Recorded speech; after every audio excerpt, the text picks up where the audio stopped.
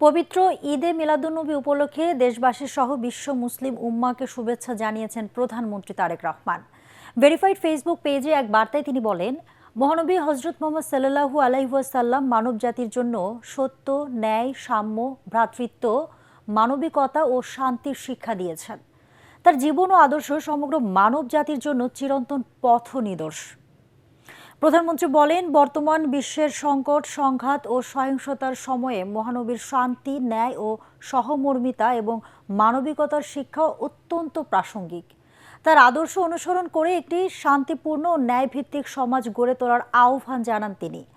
বার্তায় বাংলাদেশ সহ বিশ্বের শান্তি, সাম্য, সমৃদ্ধি ও মানবিকতা প্রতিষ্ঠায় মহান আল্লাহর কাছে প্রার্থনা করেন প্রধানমন্ত্রী।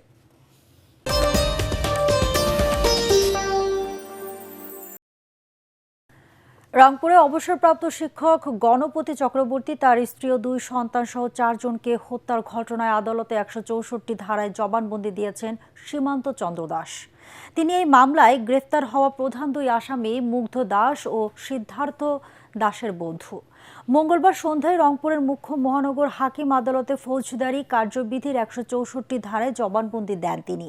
তদন্ত কর্মকর্তা জানান, সীমান্তে দেওয়া তথ্যের সঙ্গে আসামিদের জবানবন্দির মিল পাওয়া গেছে। হত্যাকাণ্ডের রাতে আসামিরা সীমান্তের বাসায় গিয়ে ইয়াবা সেবন করছিল বলেও জবানবন্দিতে উল্লেখ করেন তিনি।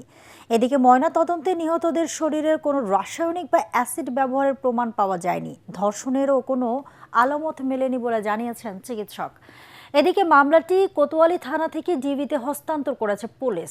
দ্রুত সময়ের মধ্যে সুষ্ঠু তদন্তের বিচার নিশ্চিতের দাবি জানিয়েছেন স্বজন ও স্থানীয়রা।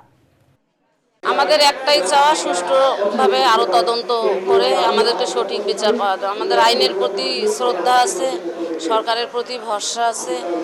ওনারা যা করবেন তদন্ত করে আমরা মনে করি যে ওনারা আমাদেরকে সঠিক বিচার পাওয়াই দিবেন।